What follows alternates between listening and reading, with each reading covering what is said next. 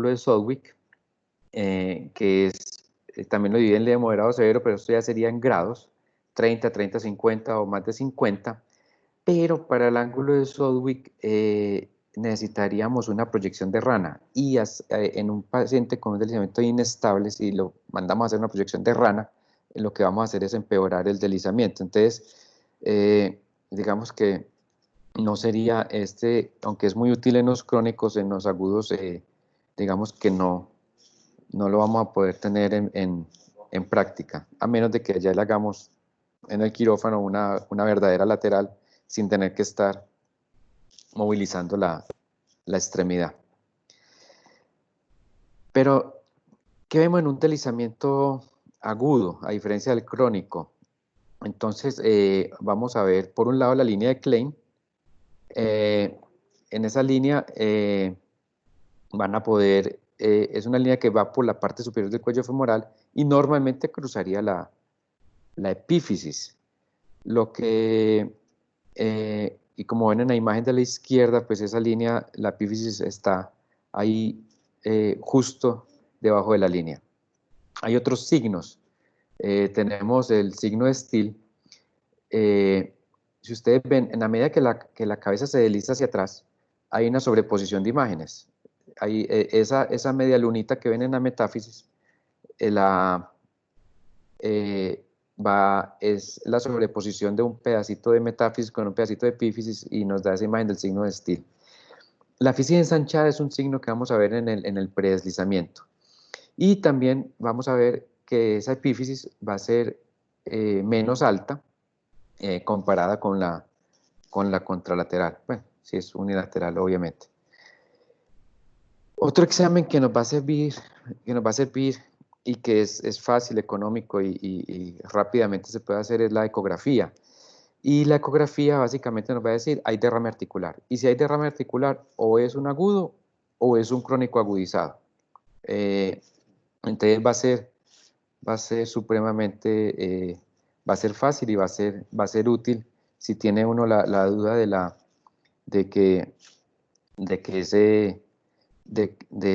tiempo de la cosa. Por ahí el doctor Galván está preguntando que por dónde. A ver, déjeme en un segundo.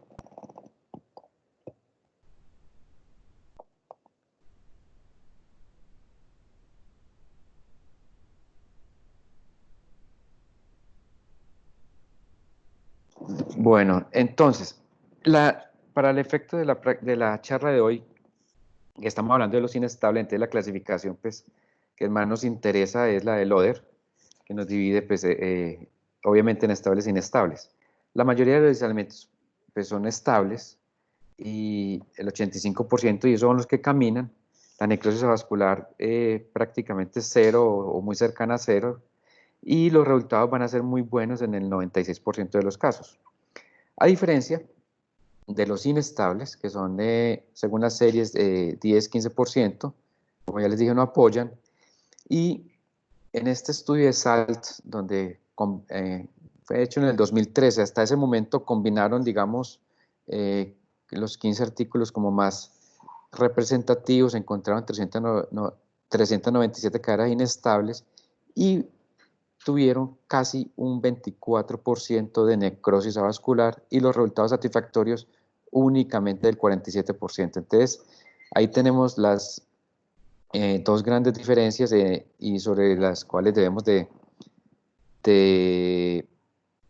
vamos a tener como parámetros para comparar con los tratamientos que les voy a hablar más adelante. Entonces, si combinamos muchas formas de tratamiento, los que se hacían hasta el 2013, tenemos necrosis vascular casi del 24%, para que lo tengan en cuenta.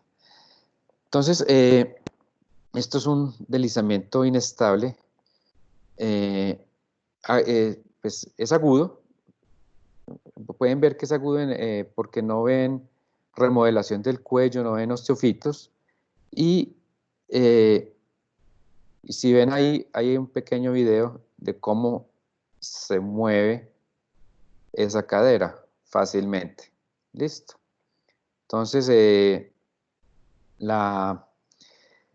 cuando nos enfrentamos a un deslizamiento de esos inestables, tenemos que hacer como las siguientes preguntas, o vamos a tratar de responder estas preguntas de aquí en adelante. Entonces, ¿le hago una técnica donde me quede anatómica o lo fijo in situ?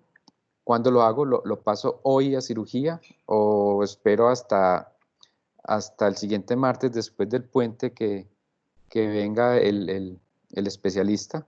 ¿Lo hago una revisión cerrada o mejor lo abro, le hago una capsulotomía y lo descomprimo? ¿O le hago una aspiración o no le hago nada? ¿Y con qué lo fijo? ¿Con un Kirchnercito? ¿Dos, tres, un tornillo, dos tornillos? Vamos a ver. Entonces, primera opción de tratamiento que no debemos de usar es la reducción cerrada, así sea gentil, inadvertida o como sin querer queriendo, o que yo le hago suavecito, o que eso ahí la está, así por más suavecito que le haga, la reducción cerrada tenemos muchos problemas con la necrosis vascular y desde hace muchos años. Tenemos, por ejemplo, este estudio de Ratey, donde él usó unos que hizo fijación in situ, pero tenía reducción abierta, necrosis vascular únicamente en 2 de 23 casos. Pero cuando lo combinó con reducción cerrada, cuando iba por el tercer caso ya llevaba 2 con necrosis vascular, entonces hasta ahí llegó. Y este otro estudio de Sankar, donde hizo reducción cerrada y fijación, que tuvo necrosis vascular del 26%. Entonces, en general, hoy en día preferimos todas las técnicas que incluyan una reducción abierta o una capsulotomía donde se descomprima la articulación. ¿En qué momento debo pasarlo a cirugía? Idealmente en las primeras 24 horas. Y desde hace muchos años ya empezaron a notar que en estos inestables, entre más rápido los hicieran, mucho mejor. Por allá desde el 72, ese autor Casey ya encontró diferencias de necrosis vascular únicamente del 7% versus el 20% cuando lo hacía antes de 24 horas. Entonces esto un deslizamiento inestable se va volviendo pues, una urgencia y digamos que todos deben de estar como, la idea es que todos se capaciten, estén en la capacidad de resolverlos en un servicio de urgencias y no tener que esperar hasta la semana siguiente. Este otro estudio de calogrianitis, donde tuvo que cuando los hizo entre la hora 24 y 72, tuvo 50% de necrosis vascular, pero no tuvo necrosis vascular cuando los hizo o antes de 24 horas o después de 8 días. Y este otro estudio de Gordon, es una serie pequeña de 16 casos y tuvo 2 casitos, 12% de necrosis vascular, pero los que hizo en las primeras 24 horas, ninguno de esos le hizo necrosis vascular. Entonces, por ahí van viendo que es algo que hay que ir combinando, siempre combinar la ortotomía, drenaje capsular y lo más rápido que se pueda. ¿Por qué el drenaje capsular? Y casualmente este artículo acabó de salir, salió en abril de este año. Y este es un artículo en cerdos. Y compararon unos cerdos jóvenes que tenían fisis con unos cerdos adultos.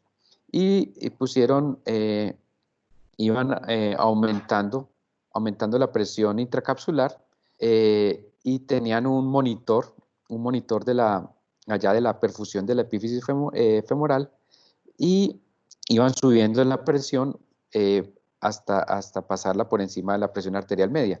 Entonces, en el primer grupo de cerdos jóvenes, si ustedes ven, subían la presión intracapsular al nivel de su presión arterial media y los cerditos, las epífisis femorales, seguían perfundiendo, tienen onda de pulso, ¿sí? Pero cuando subieron la presión intracapsular digamos a 88 milímetros de mercurio, es decir, el doble digamos de su presión arterial media, ya vieron que no había perfusión en la epífisis femoral. Y en cambio en los cerdos adultos subieron muchísimo más la presión intracapsular, 156 milímetros de mercurio, y sin embargo seguían perfundiendo. ¿Qué quiere? Y la diferencia es la presencia o no de fisis. ¿Qué quiere decir eso? Que la fisis es como una especie de tapón que no deja que se descomprima la cabeza, y ahí es donde se necrosa. En cambio, el cerdo adulto, ya sin fisis, digamos que por ahí se descomprime, y esos siguen teniendo perfusión por más que se aumente la presión intracapsular. Ahora, entonces ya sabemos que en cuanto a las técnicas quirúrgicas, digamos que hay dos opciones. Usted lo puede fijar in situ y asumir que el paciente va a quedar con un deslizamiento. Hay otro grupo sería fijación in situ y osteoplastia del cuello femoral, como se hace muchos años, lo hacen así el grupo del doctor Amador en la Universidad Nacional en Bogotá.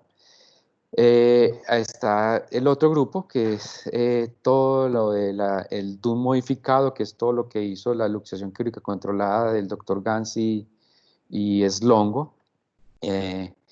Y está la otra opción, que es la técnica de Parch, que les voy a hablar al final. Entonces, este primer grupo de la fijación in situ, pero combinado con descompresión capsular, tuvieron necrosis vascular, pues mejoraron al 11%. Si se acuerdan de la cifra inicial, antes del 2013, que era del 24%, esta fijación in situ y necrosis vascular bajó al 11%, pero quedan con un pinzamiento en un 44% de los casos, y ya ustedes saben a largo plazo pues las consecuencias de ese pinzamiento, o tendría la necesidad de ir después a una segunda cirugía y eliminar ese pinzamiento. Entonces estos son unos buenos resultados, pero que implican cirugías adicionales en un futuro, pero es una opción, ¿sí? Bueno, este estudio multicéntrico que hicieron en Francia, que lograron, pues tenían estables e inestables, pero inestables tenían 92 casos, que es conseguir 92 casos inestables es bastante, y compararon todos los métodos que ellos usaban hasta ese momento, en el 2015. Entonces si hacían reducción cerrada prequirúrgica, 21% de necrosis vascular. Cuando hacían el DUN clásico, no el de Gans, sino el DUN clásico, 43% de necrosis vascular. Cuando hacían fijación in situ, 11%, es decente, pero asumiendo pues que van a quedar con el pinzamiento. Y los mejores resultados los tuvieron con el DUN anterior. DUN anterior es la versión Gans-Slongo de luxación quirúrgica controlada de cadera, que tiene la ventaja de, digamos, una necrosis vascular. En ese caso tuvieron 11%, que es decente, pero la cadera les queda anatómica, es decir, sin pinzamiento. Ya después, en el 2019, salió ya aquí una serie ya propiamente del DUN modificado. Consiguieron 31 caderas inestables y encontraron, y ya tuvieron mejores resultados todavía, porque ya, digamos, habían depurado un poquito la técnica, 6% de necrosis vascular, porque hacer una luxación quirúrgica controlada de cadera, digamos, depende de una curva larga de aprendizaje y un entrenamiento. Entonces, por eso las series van mostrando como diferentes resultados. El detalle técnico en estas inestables es que hay que fijar la epífisis con algún pino, alguna cosa, antes de luxar la cadera, porque si no, entonces como es inestable, pues se va a quedar la cadera allá adentro y solo van a lograr luxar la metáfisis y lo van a volver un deslizamiento severísimo. Y lo fijan con con un Steinmann de rosca completa que lo colocan de forma retrógrada desde la fosita, desde la fosita eh, eh, para el ligamento redondo, desde la fobia, y después ponen un canulado, y si ven el detalle ahí de la radiografía, es un canulado de rosca completa, ¿sí? Eso pensando después si hay que hacer algún retiro y porque también se parte menos. Entonces, la otra alternativa que yo creo que es muy útil, digamos porque tiene la combinación de que es una técnica que es, digamos que la curva de entrenamiento es más corta, es una técnica más sencilla, la necrosis vascular es mucho menor, y hace capsulotomía y drenaje capsular, y es la técnica de Parch. Parch reunió 64 casos y solo tuvo 3, 4.7% de necrosis vascular. Pero los que hizo en las primeras 24 horas solo tuvo 1 de 46. Es decir, de todos los que le he mostrado hasta el momento, este es el mejor resultado. 2.1% de necrosis vascular, siempre y cuando lo hagan las primeras 24 horas, o 4.7 si lo hace después en términos generales.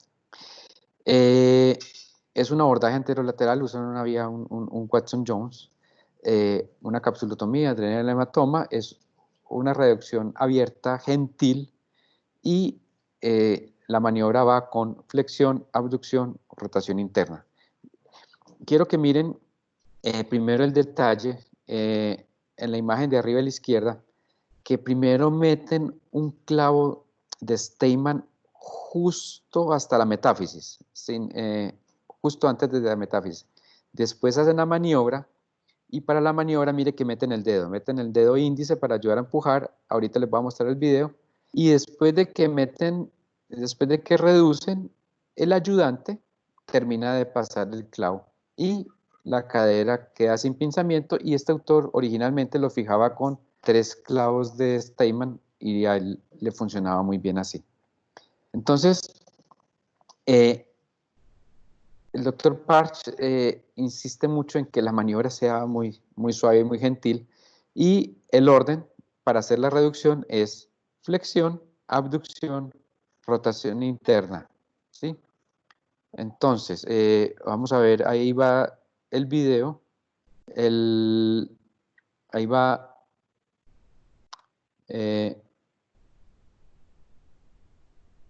van a hacer flexión, abducción y rotación interna, y ahí reduce, ¿sí?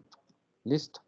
Eso fue para efectos ilustrativos. Antes de haber hecho esa maniobra, pues ya tenía que haber tenido un Kirchner parcialmente pasado, para al final de la maniobra terminarlo de pasar.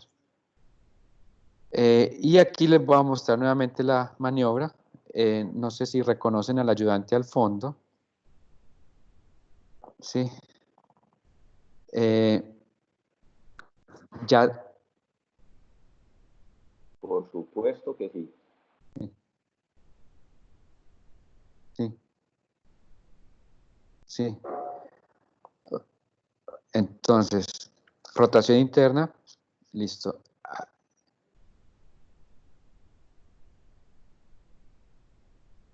Y ahí termina.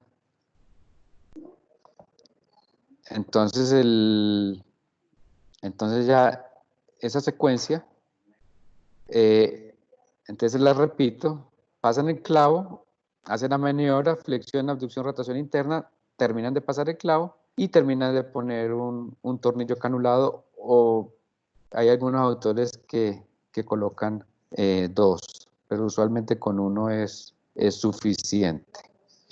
Entonces, ¿qué tipo de tornillo usar? Han comparado, aunque la técnica original está con 3 clavos de Steinmann, yo personalmente uso tornillos canulados de rosca completa, pero en este estudio encontraron que los de rosca 16 se les tenían más posibilidad de falla. Entonces ellos recomendaron rosca 32, porque la idea no es dar compresión, la idea es simplemente estabilizar. Entonces, no importa que queden roscas, en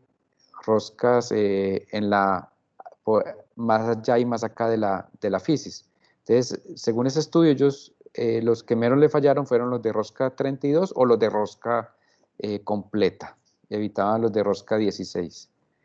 Entonces, resumiendo, entonces, el deslizamiento epifisiario femoral proximal inestable es una urgencia, entonces la cirugía, aunque no siempre es posible, pero en la medida de lo posible, siempre tratarla de hacer en las primeras 24 horas después del ingreso. Escoja una técnica que incluya siempre algún tipo de capsulotomía. Entonces, ya sea que haga una luxación quirúrgica controlada de cadera o sea que haga un parche o la que escoja, pero que incluya siempre el drenaje del hematoma capsular. Y las técnicas que hacen reducción abierta anatómica, pues van a tener la ventaja de no tener que hacer después alguna otra cirugía para un pinzamiento. Entonces, si tiene ya el entrenamiento para hacer el DUN modificado, es una muy buena alternativa con 6% de necrosis vascular, o otra muy buena alternativa y relativamente sencilla, la técnica de Parch con 4% de necrosis vascular, pero ambas quedan anatómicas y sin pinzamiento. Y fíjelo, con 3 Kirchner o con un 1, o si cree que está muy inestable, hasta 2 canulados. Si es fijación in situ y uno coloca 2 canulados, seguramente uno de los dos le va a quedar intraarticular y va a hacer allá daños y condrolisis. Cuando uno decide usar 2 canulados es porque escogió una técnica de reducción anatómica que ahí sí caben, pero en la de fijación in situ es un solo canulado. Y en la de reducción abierta anatómica, 1 o 2, según la estabilidad que uno crea. Bueno, y aprovecho de invitarlos, en septiembre va a ser el congreso de ortopedia infantil de la Scott, va a ser en septiembre y va a ser virtual, para que todos van a estar invitados seguramente a través de la Scott. Muchísimas gracias.